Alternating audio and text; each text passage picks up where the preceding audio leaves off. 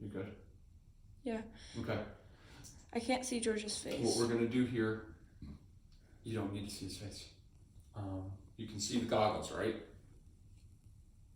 If I look really close, yeah. Tilt your camera down.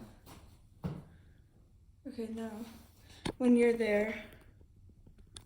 As long as this light is in the frame, it will tint it. All right, so what we're gonna do, George, is called a field test.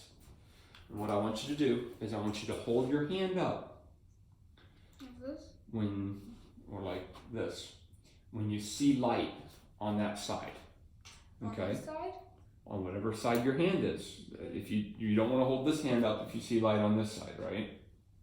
That's not going to be helpful. What hand are you going to hold up if you see light on this side? This one? There you go. You're clever. You're good at this. All right, put your hand down. You don't see any light. All right. So what I'm going to do is I'm going to slowly move these in from the periphery, and I don't want you to. And I want your eyes to be going straight forward. All right. Okay. Look right there at her knee, I guess. And you just let me know whenever you see the light. Just like do this?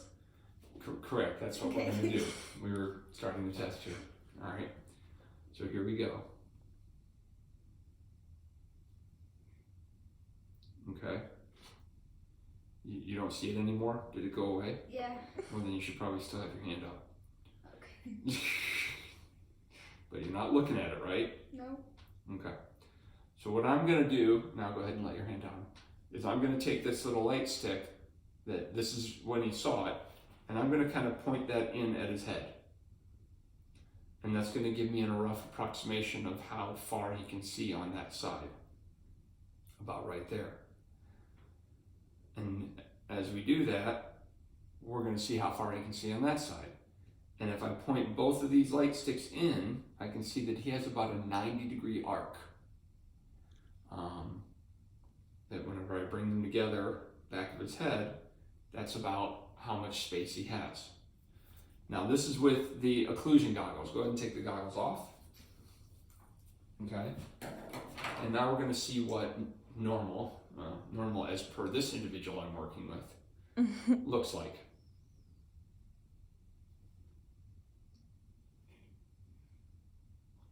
We point those in towards the back of his head. Really, as we're doing it, we want to point it kind of in towards his eyes, and that's the field of vision he has. So you notice the field of vision is a lot wider, obviously. The goggles are blocking it in on the sides. If we were to do this same test, and we were to use a hemianopsia screen in it, no, yep. We use a hemianopsia screen in it. We can further get an idea of what this looks like. And remember that as you're doing this, you're looking straight forward, right? Mm-hmm. No cheating. That's the one problem with using simulators is people will almost always cheat. But not this child. This child doesn't like cheating. Despises it. Go ahead and put those on. We're going to do this one more time, but this time we're going to have a hemianopsia in there. Make sure it's turned properly. Nope, it's turned the wrong way. Tilt your head down.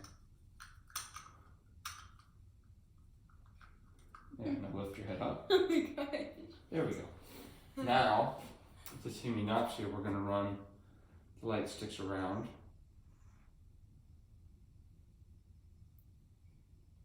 How? Let's see right here. It's like.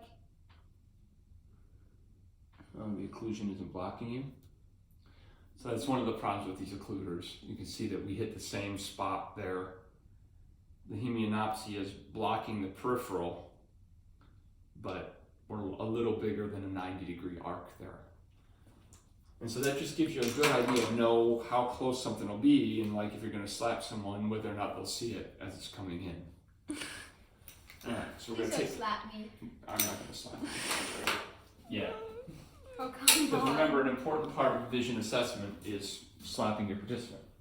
But we'll get to that in just a moment. So what I want you to do is I'm going to have you with them off, and you can come down and kind of like right there on the ground. Is I just want you to, and I want you, can you see his eyes clearly? Yeah. Okay. I'm going to have you follow these two rods, all right? Do I like follow them with my eyes? Mm-hmm. Follow them with your eyes just as they move. So we're going to go to his right. We're going to go to his left, staying in the lateral domain, all right? Keeping it right in the lateral, what would be reading. Stay focused. Okay? We're going to take them up. We're going to take it down, and we're looking for nice, smooth movement of the eye. And as you come down, realize that as you come down, the lids are going to come down as well. That's just the way the body works. We're going to check the corners. Remember that we have our muscles that go around in the corners. We're going to come up the edges, kind of making like a sideways hourglass pattern. You're having trouble focusing. And then we're also going to test convergence starting about 3 or 4 feet away, and then follow it. We're going to bring it in, and what should not happen is what you're seeing with this person right here, where the eyes completely cross. All right, the esotropia that runs in my family means he can cross his eyes and he can actually follow it all the way into the bridge of his nose and look directly at it. That is not a normal response. The other thing that you'll see that I can't even see my nose. yeah, I know. The other thing that you'll see is actually an unusual response, and that is if we move these two together, his left eye went out a little bit. He's actually capable of following something as it runs to the left. Wait, can I That's our esotropia. do that again? So as it follows in, watch both of them. There's sort of a stutter in there. At least there should be. I know there is for me. All right, so that is your lateral motion, the ocular motility, and the field at this point. And what's really important is whenever you test these things, you want to make sure that for the blink reflex, it can't be ready. Wait, do that again. Now he's ready, and he's going to try and keep his eyes open as much as he can. He's still blinked. It's hard. Blink reflexes are really important because that is our body's defensive techniques to our eyes. If for any reason the blink reflex is diminished, that person's in danger of things getting in their eyes and causing problems. Uh-oh. All right, so the next thing we're going to do... Are you going to slap me now? We're going to... That was the slap. Oh. Is the ocular motility.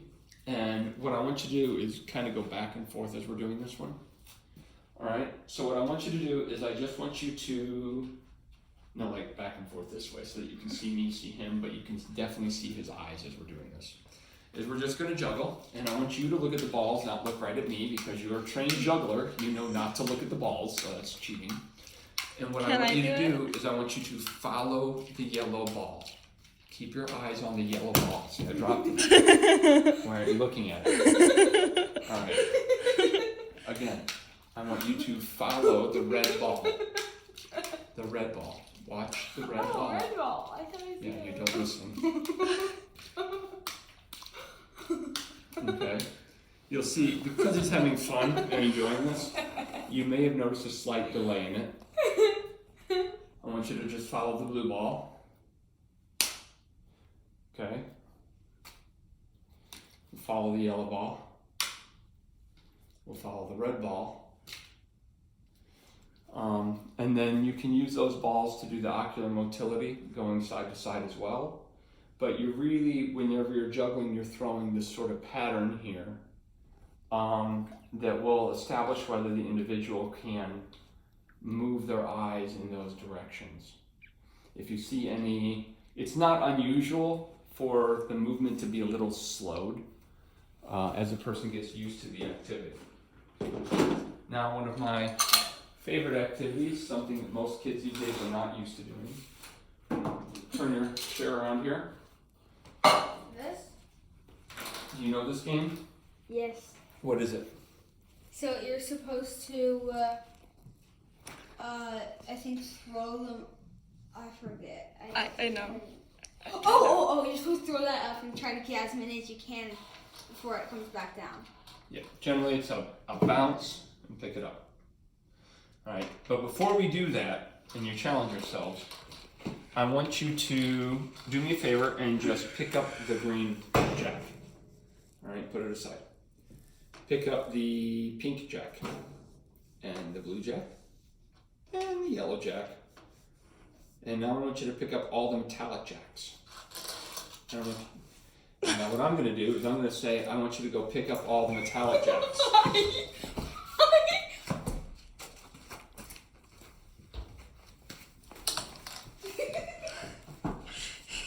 The hand-eye coordination's a little... Now pick up the orange jack and put it over. Why did you make me go? Did it? Hmm? Why did you make me go? Well, to look at those jacks, you had to be able to follow with your eyes where they landed, scan the environment, see that they are different from where they are, and pick them up. Now this blue jack is the closest jack in terms of... Alright. Now, I want you to look at that board. Stay looking at the board. Now go get the blue jack. Okay? Something that doesn't contrast with the back of the environment is a great test. And this is just kind of a fun, stupid game we can play. Alright, let's see how many you can get. Now with one hand though, you can't use two hands. That's the game. No, you gotta use the same hand that you're bouncing with.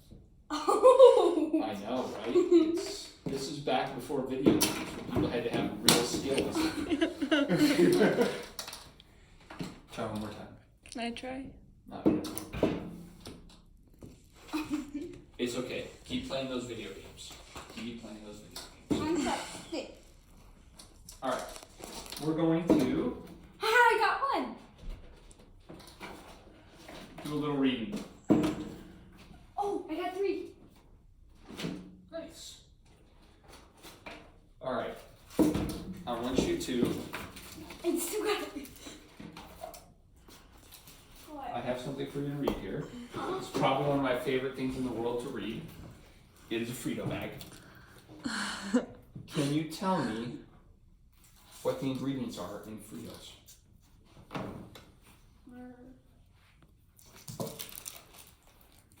Corn, vegetable oil, contains one or more of the flowering corn, sunflower, or particularly, oh, I don't know, that one, hydrogenic sunflower, hydrogenated sunflower oil, and salt.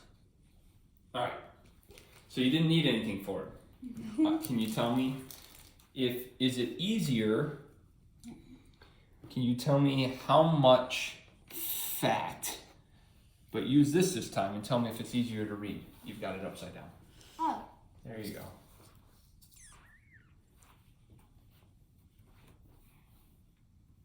Yes. 16 and 10 grams. 10 grams. So we can give the students something to use that will make it easier and then see if they're at least willing to use it. Do you want to try this with a Triscuit packet? Can you tell me the ingredients in here? Okay, if I do not like the meat on it. Yeah, I know you're vegetarian. You don't like the meat. So with this on, Yeah. and tell the ingredients? Yeah. Triscuit crackers are made by a unique process from whole wheat, particularly partially hydrogenic soybeans, oil, salt. Pretty solid. So we can get the activity with and without a magnifier. Could you do me a favor and could you just find the orc? Done. All right, good. Because my children, could you identify which one of those people are human? All right, good. Humans are white-ish, palish. Orcs are green. So that's pretty solid. It's a pretty easy way to go.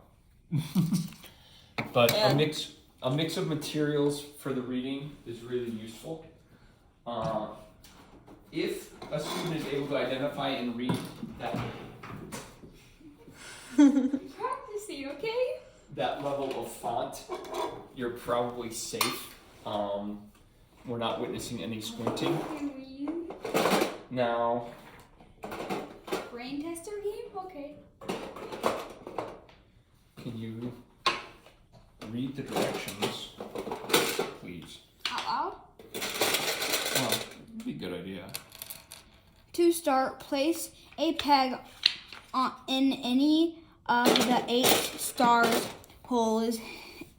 Then follow any line that goes from the start star hole and put a peg into that hole. Continue the same profitable from that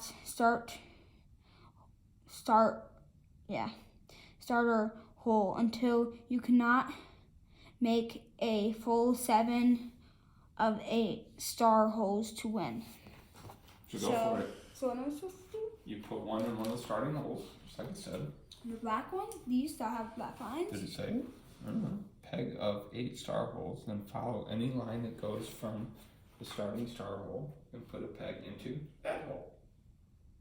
Continue the same procedure from that star hole until you cannot make a move. There you go. Now I'll follow it some more.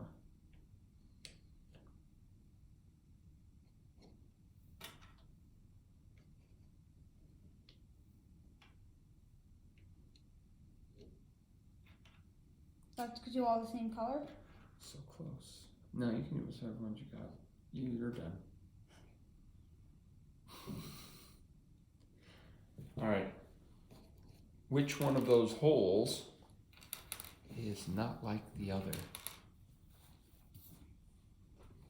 Like not like the others? Yeah. I kind of want to say this one.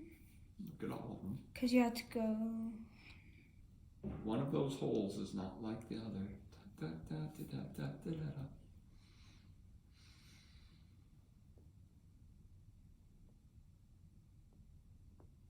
This one. Why?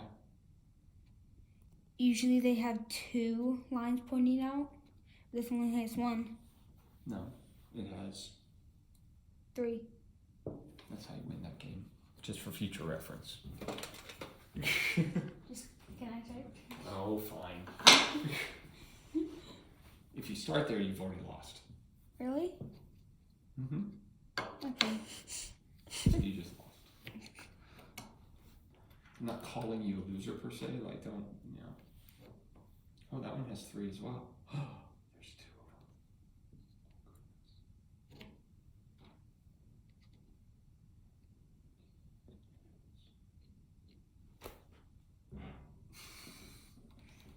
of them. It takes some practice. That's right. We can play that some other time. The ability to follow the dark line and the light line. If a student only follows the dark line, you know there may be an acuity issue. So that's another reason I like this game. All right, we're going to do one more activity before we are done. And I then, want to do this more. and this is why we do it this way, right? If our functional vision assessment leaves our students saying, hey, cool, I want to do this more. Actually, we'll do 2 more things. One second. First one is, I'd like you to throw that up and catch it. Why? Now I'd like you to throw it from your left hand to your right hand and catch it, but looking at the camera, please.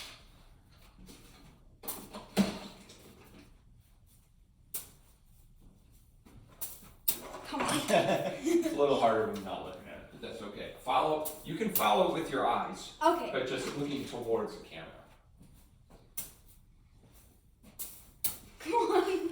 Why I'm a little bit rusty. You can look at it, it's fine, all the way down. There we go. Now go over there Over here? and throw it to me. Okay, and now on him. And now you catch it. There we go. One more time. And now, there we go. Thank you. And now we're just going to do a quick reading. Is that the last game? Is this the last It is, unfortunately. I apologize. I didn't bring so many games. Reading samples are a great way of doing things. So what I want you to do is I want you to just go ahead and sit right here. This looks boring. Something caught on fire. Okay, yeah, ready? I mean, I'm just saying. Do you want to all read of about that? Madison police? Okay, why not? About locking their doors and getting things robbed? What? Why don't we read this one? A long one? Well, there's an important reason we're choosing this one. So if you can be here, so you can watch his eyes as he reads. If you'll hold it up and read, please. This? As whatever's comfortable for how far away you want to read. The hardware store damaged by fire last months at the Hilldale Shopping Center will reopen for 3 days this week to sell its damaged materials, but it's unclear if it will be open for the holiday shopping season. Damage was estimated at $500,000 from the October 17th fire at Hilldale Ace Hardware 414 in Malvern Boulevard. Midvale Boulevard. That's where we used to live, actually. In that area. Why? Or did you just want me to read that? Okay. Because what she was filming is how your eyes move when you read. Which is another way for us to know whenever you make mistakes, how you look over words, how your eye goes from the end of the line and snaps to the next line, whether your eyes get confused, whether you read ahead a little earlier or not.